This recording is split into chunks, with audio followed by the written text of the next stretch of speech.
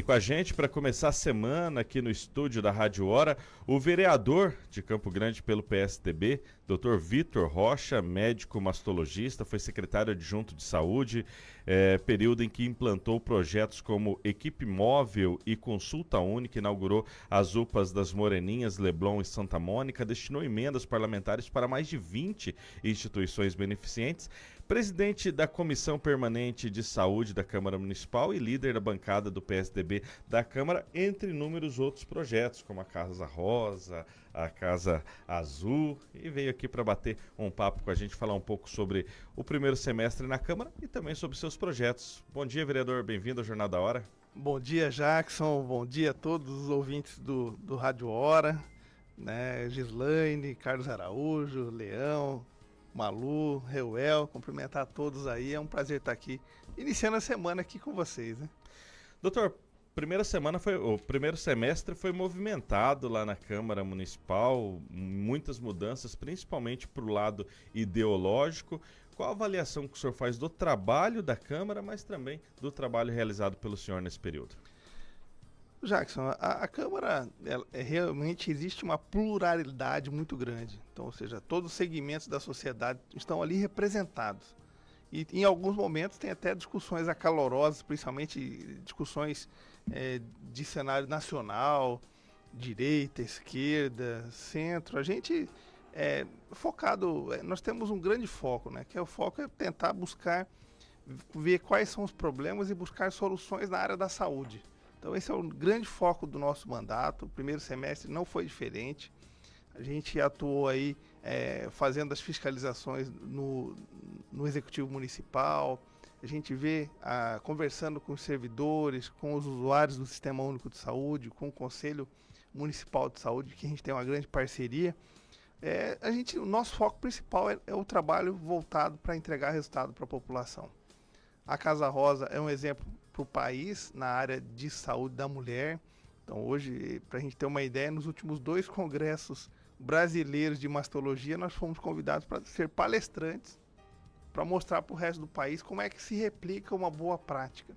E a Casa Rosa é uma boa prática incentivada pelo Ministério da Saúde, inclusive. Então, a gente tem grandes oportunidades aí de fazer a coisa integrada, consulta integrada e resolutiva, onde a paciente falou, como é que no Sistema Único de Saúde você tem uma ilha de primeiro mundo, onde a paciente vai no postinho de saúde, é encaminhado para mastologia, em 1 ou 2 semanas ela chega, ela vai até um serviço onde já tem tudo integrado do que ela vai precisar, a consulta, o ultrassom, a biópsia, e se precisar operar de maneira rápida, respeitando a lei dos 60 dias, que a gente sabe que influencia muito na redução da mortalidade pelo câncer de mama.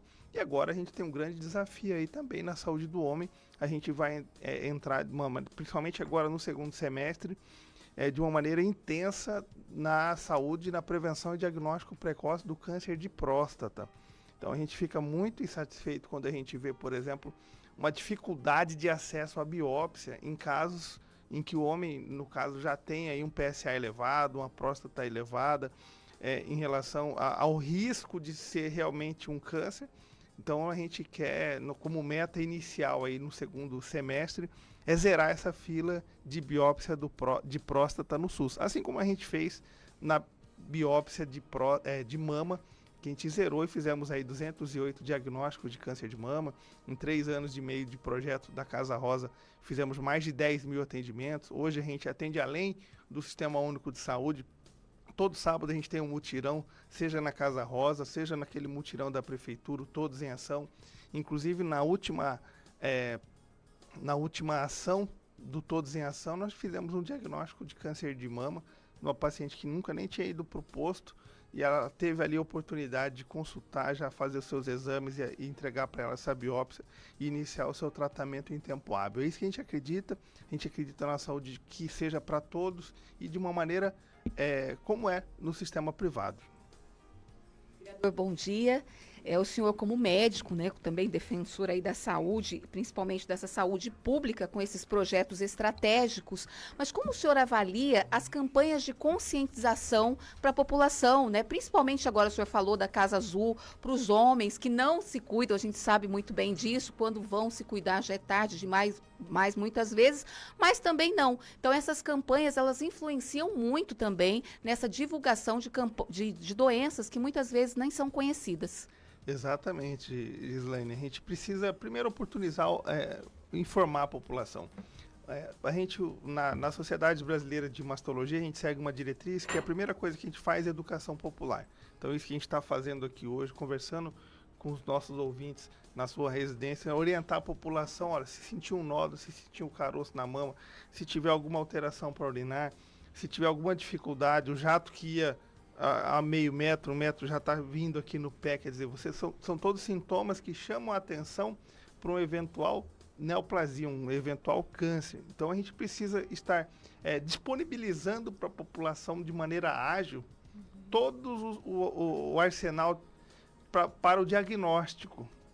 E é isso que vai fazer a diferença. Então a gente sabe que no caso do câncer, quanto mais precoce for o diagnóstico, maiores são as chances de cura.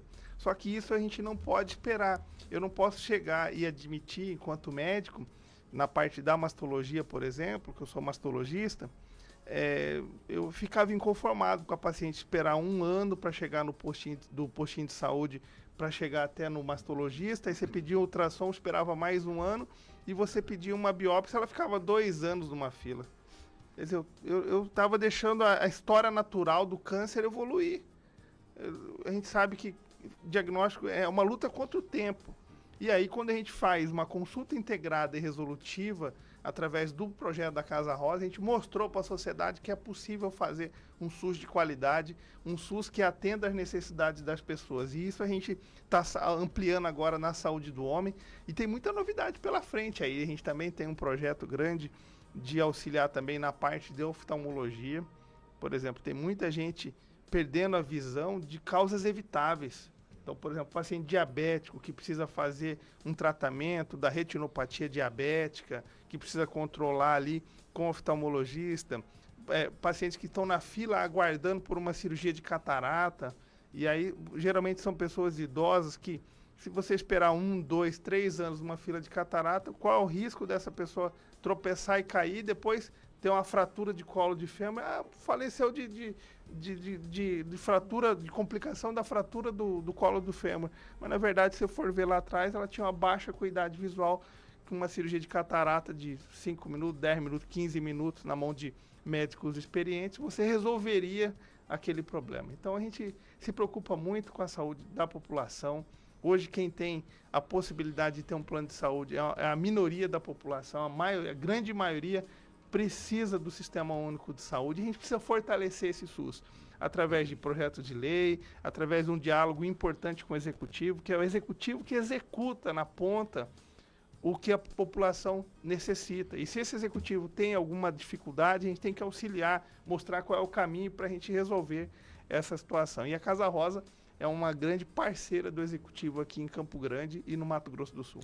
São 7h33, estamos conversando com o vereador Vitor Rocha. Carlos Araújo. Bom dia, doutor Vitor Rocha. O senhor é presidente da Comissão de Saúde da Câmara, né?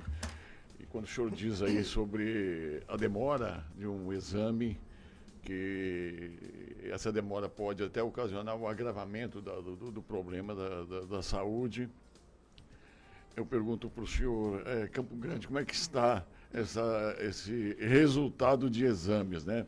Você faz um pedido numa UPA, num posto de saúde, você faz um pedido de exame, um hemograma demora um pouco para se ter o resultado. No caso da biópsia, também tem aí uma certa espera para se ter o resultado dessa biópsia.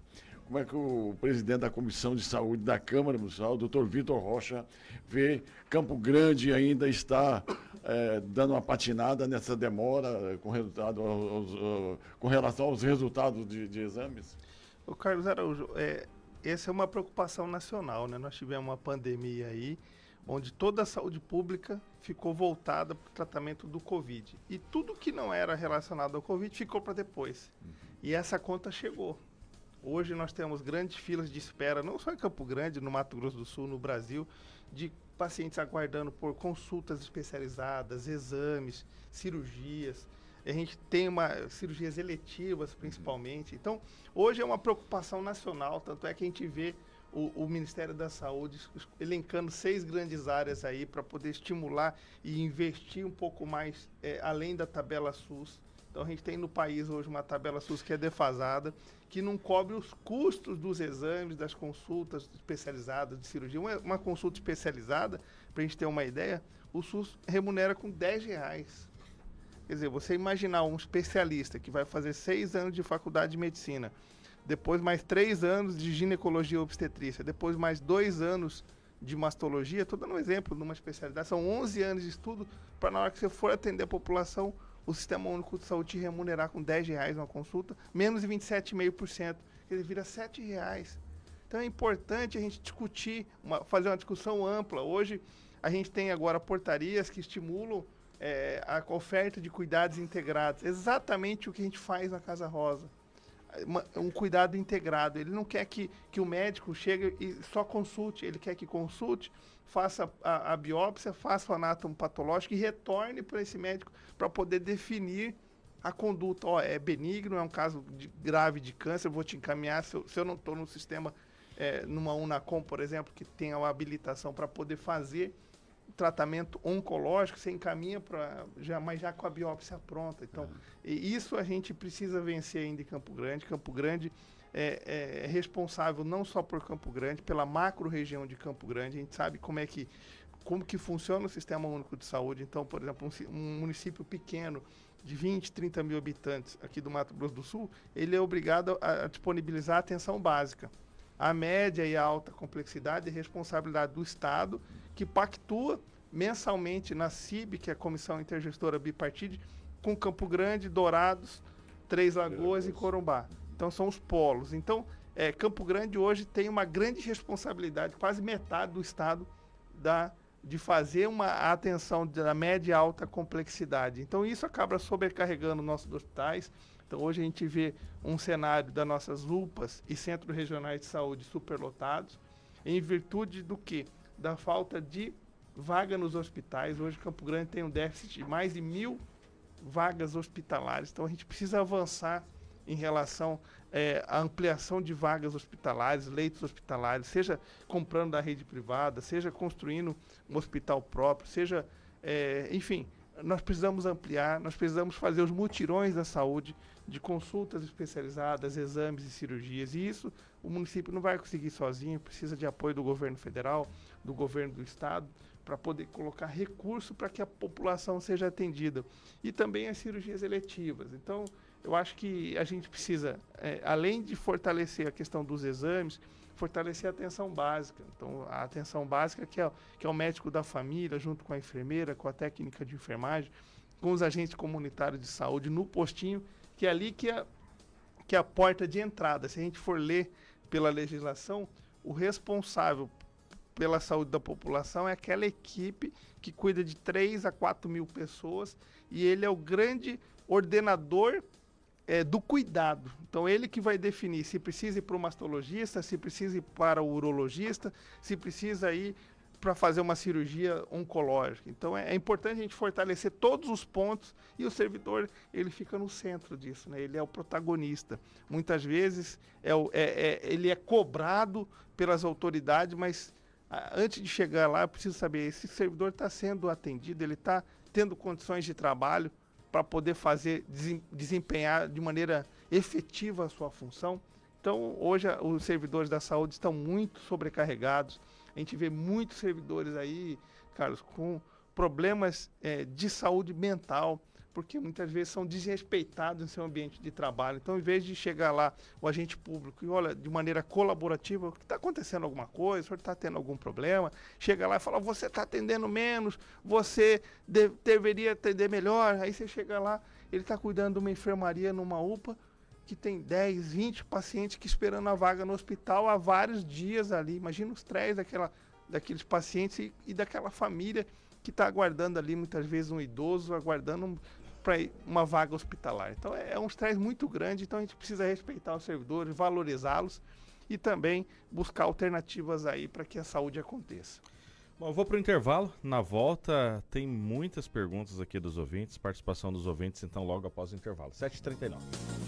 Jornal da Hora. Continue aqui. Daqui a pouco tem mais. Rádio Hora. Aqui no Sicredi, a gente cuida muito bem do seu dinheiro e melhor ainda de você. A gente usa inteligência artificial, mas não abre mão da gentileza natural. Por isso, além de contar com cartões, seguros, consórcios, investimentos e muito mais, você tem um atendimento humano sempre próximo, seja em nossas milhares de agências ou pelos canais oficiais como o WhatsApp, aplicativo ou site. Fale com nossos gerentes e abra sua conta. Sicredi. É ter com quem contar. Você sabia que a Rádio Hora tá no digital? Facebook, Instagram, YouTube, TikTok. Segue lá, @Rádio Hora. Rádio Hora. Você tem um negócio, um serviço ou uma marca. Mas será que as pessoas sabem disso? Enquanto você ouve essa mensagem, milhares de ouvintes estão sintonizados na Rádio Hora. Gente de verdade, famílias inteiras, ouvindo, confiando, comprando. Anunciar aqui é falar direto com quem decide a compra, é alcançar o coração e a decisão de quem consome. Não deixe seu negócio no silêncio. Fale alto, fale certo. Fale na Rádio Hora. Entre em contato agora e garanta o seu espaço. 67 999 16 22 50. Rádio Hora, a rádio da família, a rádio que mais cresce no estado. Estamos colocando Campo Grande em movimento. Vem dar um giro para ver de perto nossa cidade avançar. Foram entregues 14 novas motos para a GCM. E tem gente sentindo cheiro de tinta fresca e de recomeço. Entregamos as últimas casas para as famílias do Mandela.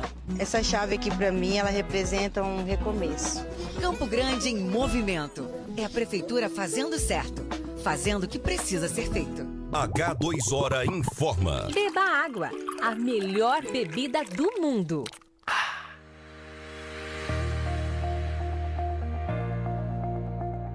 Dia 4 de agosto, às 7 da noite. Dourados entra na frequência da inovação. O rádio e a televisão estão em plena transformação digital. E você precisa estar nessa conversa. O primeiro encontro regional Mídia com MS vai mostrar porque esses meios seguem mais vivos, relevantes e conectados do que nunca. Quer saber por que as marcas continuam investindo pesado em rádio e televisão? Ou como a população avalia esses meios frente ao mundo digital? A resposta está no palco da Unigran. Inscreva pelo Simpla e leve 1 quilo de alimento. Informações com causa e atitude. Realização Mídia com MS. Com apoio do Governo do Estado, Assembleia Legislativa, Tribunal de Contas, Ministério Público, Sebrae e Hotel Bahamas. A Rádio da Família. Rádio Hora. O Brasil e o mundo num só jornal. Jornal da Hora.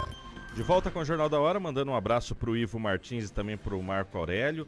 A Cristiane trouxe aqui, ainda dentro do que o Major Arquimedes falou, que a filha dela esteve no Rio de Janeiro, pegou um táxi, no final ela passou ali o cartão e a corrida de R$67 ficou por R$670. Depois não consegue retomar, né? E o Anderson também relatou uma outra tentativa de golpe sofrida por ele aí, onde o golpista se passou por uma pessoa conhecida dele pelo WhatsApp. Então, assim, são vários os golpes. Mandando abraço aqui pro Dr. Vitor, Adeunice, também a Marilyn e a Tereza. Parabéns pelo excelente trabalho, vereador Dr. Vitor. Olha, nós temos algumas perguntas aqui, doutor. Eu vou começar, a primeira aqui é do Arthur Mário, nosso comandante, tá aí. Ele quer saber a opinião do senhor sobre a PPP do Hospital Regional. A questão do... Manda um abraço para todos que mandaram um abraço aí, também para o Arthur Mário. A PPP do Hospital Regional, ela tem um pano de fundo por trás. Hoje a gente sabe que os hospitais eles são caros, muitas vezes eles produzem abaixo da sua possibilidade, e quando você vem com uma PPP, uma parceria público-privada, você está trazendo investimento privado para buscar ampliar o atendimento à população. Então você tem novas formas de contratação, por exemplo, de organizações da sociedade civil organizadas, que tem uma flexibilidade maior do que o governo, por exemplo, até para fazer uma compra, para licitar um serviço, porque você tem toda uma amarração burocrática que o privado você não tem isso. Então a gente vê aí a questão, muita gente fala, mas e aí, vai privatizar o hospital? Não, os funcionários públicos vão continuar. Quem é funcionário público vai continuar o seu atendimento, mas as novas contratações vai depender de um outro critério. E esse critério é um critério pensando Então, quando o governo assume isso, ele fala, olha, eu vou trazer 1 bilhão de investimento para os próximos anos, que o governo do estado, por mais boa intenção que tenha, não tem esse recurso para investir no hospital, para dobrar sua capacidade de operação, de atendimento, de ampliar mais acesso à saúde à população. Então, na verdade, a gente vê, com todo respeito, a gente vê muitas críticas aí, muitas vezes infundadas em relação a esse tipo de atividade, mas é a estratégia que o governo do estado está utilizando aí, e com certeza vai ser algo que vai impactar de maneira positivamente. Mais para frente, nós vamos estar sentando aqui e falar, olha, como melhorou o atendimento, como ampliou o atendimento à saúde do hospital regional em função dessa parceria público-privada. Então, o município e o estado muitas vezes têm uma limitação orçamentária que na parceria público-privada, esse investimento privado não tem. Bom, o Alexandre mandou uma mensagem aqui sobre um fato que aconteceu com a filha dele. Ela tinha que ter passado por uma endocrinologista pediatra e ficou 2 anos na espera. E a CESAL ligou para informar que devolveriam a solicitação para o BSF por vencer o prazo de 2 anos. Com isso, a filha dele não foi diagnosticada a tempo e precisou pagar consulta particular. E na mesma linha, a Fátima disse que precisava de uma... eu tenho um cintilografia, vai para 3 anos que estou com esse pedido e nunca decidem nem informam como está o andamento. Está uma carência danada, tanto em posto de saúde quanto em qualquer lugar. O povo sofre com essa questão de saúde. São as filas, né? Aí são duas situações de filas para consulta especializada, no caso endocrinologia pediátrica, e também a outra fila é em relação aos exames. Então, hoje você tem aí exames que precisam ser... nós precisamos ter um olhar diferenciado. Então, as pessoas estão na fila. Essa fila é uma fila que, para a pessoa, é 100%. Eu pedi um exame de cintilografia e ficar 3 anos na fila. Quer dizer, o poder público precisa dar uma resposta para isso. E o gestor pleno da saúde, no caso em Campo Grande, é a Secretaria Municipal de Saúde, é o município, mas que precisa articular com o governo estadual, com o governo federal, para buscar mais investimentos para que a gente consiga reduzir essas filas. Então, Campo Grande hoje precisa de mutirões, tanto de consulta especializada, quanto exames especializados e também cirurgias eletivas, para que a gente retire essas pacientes da fila. Muitas vezes ali um exame que vai ser o grande, por exemplo, uma endoscopia, uma colonoscopia, é um grande divisor de águas para o diagnóstico precoce de um câncer, por exemplo, coloretal, que ficou muito famoso aí agora, em virtude de uma figura pública nacional, Preta Gil, né? No caso a Preta Gil. Então, mas é importante a gente falar sobre a importância do diagnóstico precoce do câncer coloretal, que as chances de cura são muito elevadas. Quando você demora na fila de uma colonoscopia, você pode ter um tumor ali e que vai ser demorado a ser diagnosticado. 2, 3, 4 na fila vai fazer a menor diferença para esse paciente. Então, a gente precisa disso. Só que tudo isso precisa de recurso. Então, o município tem hoje uma capacidade de investimento na saúde aí que passa 30%, 35% de tudo que se arrecada no município é investido em saúde. E esse recurso está sendo insuficiente. Então, o que a gente precisa fazer? É possível fazer alguns ajustes na gestão para que eu consiga ter uma maior e uma melhor aplicabilidade desse recurso.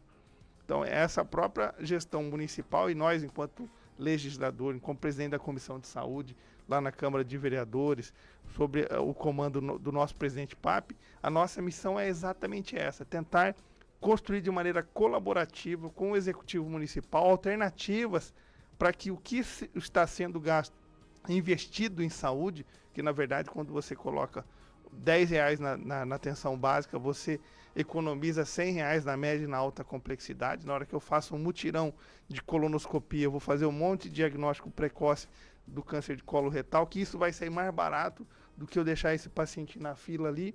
Então, a gente precisa investir mais para que a gente consiga zerar essas filas. E é dessa maneira que a gente tem tentado colaborar com o Executivo Municipal. Primeiro, através do trabalho lá da Casa Rosa, que zerou a fila de consulta em mastologia, punção e biópsia de mama no Sistema Único de Saúde. Agora a gente vai auxiliar buscando zerar essa fila também da biópsia do câncer de próstata.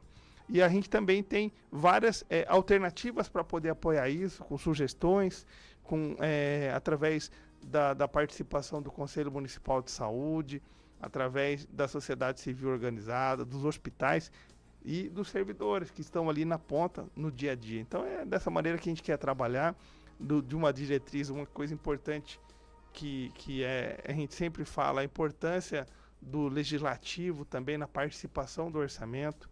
Hoje a gente tem no cenário nacional aí as emendas impositivas, quer dizer, então hoje 2% da receita corrente líquida, ele é colocado no Senado e na Câmara Federal, onde o legislativo tem tido um papel protagonista, inclusive na atuação dentro do orçamento. Em Campo Grande, nós acabamos de votar a LDO, a gente sabe do limite de 2% para o Executivo Municipal fazer esse pagamento das emendas impositivas, que é a emenda individual de cada vereador, que ali ele vai colocar, olha, eu vou colocar nessa instituição que vai fazer 1000 endoscopias, vou colocar nessa instituição que vai atender as crianças, vou colocar nessa instituição do serviço social que vai ampliar o atendimento em instituições sérias e no próprio município.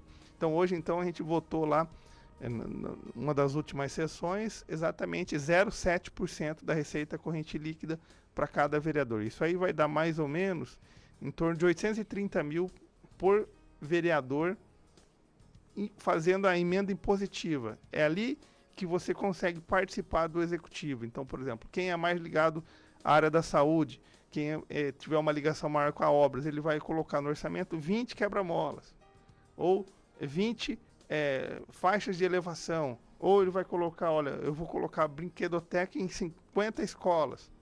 Quanto custa cada brinquedoteca? Porque senão o trabalho do vereador, ele fica muito na dependência do executivo. Se o executivo vai bem, você pede um tapa-buraco, no outro dia, 2 dias, uma semana depois, chega o tapa-buraco. Se você pede uma iluminação, mas e em momentos de crise? Então, ali não. O orçamento impositivo é um momento que o legislativo vira protagonista dentro do orçamento e consegue ter ação concreta até para reformar uma unidade de saúde, para reformar uma escola, para fortalecer um hospital, para fortalecer uma determinada instituição que vai atender a população. Então, às vezes, aquele olhar do vereador que está lá na Moreninhas é diferente do secretário que está aqui, que não consegue muitas vezes ter perna para poder enxergar, identificar, ou às vezes ele até enxergou qual é o problema, mas ele não tem o recurso suficiente.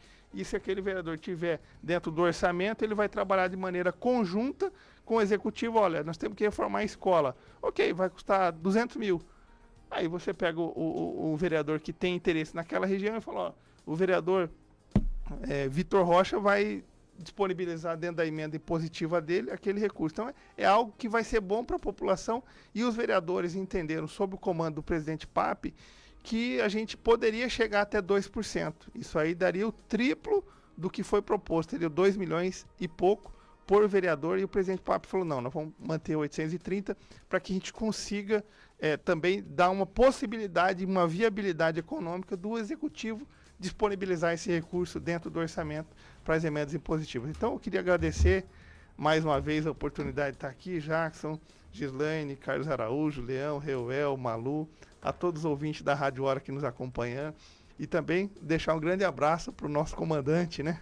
Arthur Mário. Arthur Vereador, a Mário gente tem 30 segundinhos, eu queria que o senhor só comentasse sobre a questão do leito separado para mães de natimorto e óbito fetal, que é uma lei do senhor. 30 segundinhos só para saber como as famílias buscam esse direito. Em casos de óbito fetal, aquela família tem, ou natimorto, aquela família está em luto. E a gente orientou que essa paciente ela seja internada em um leito separado. Lá na enfermaria, por exemplo, da paciente que vai fazer uma esterectomia, vai fazer uma cirurgia de retirada do útero, dos ovários ou um nódulo de mama, que não fique ali naquele momento de felicidade, que está no momento de alegria da mãe com o bebê no colo ou da gestante que vai ter uma expectativa de um bebê no colo. Então, aquele sofrimento ele é pior quando aquela mãe, aquela família passa e está num ambiente de todo mundo alegre e ela ali no momento de luto. Então, é um respeito àquela família e isso é algo que impactou bastante na época da residência e hoje é um cenário nacional, virou uma lei nacional, quer dizer, mostrando que a gente está no caminho certo, em um alinhamento de propósito, que é justamente pensar na saúde mental dessas pacientes que passam por isso. E eu já queria aproveitar e deixar um grande abraço para o Luciano, que está fazendo, inclusive, um ótimo trabalho lá na prefeitura. Tá aí, hoje o nosso bate-papo foi com o vereador Vitor Rocha, trouxe aí informações importantes da saúde. Vereador, um abraço, sempre bom recebê-lo aqui. Eu que agradeço e boa semana a todos nós. Carlos Araújo, boa semana, um abraço pro senhor. Chegando perto da herança, né, o Jackson? O senhor vai deixar uma herança para mim? Hã?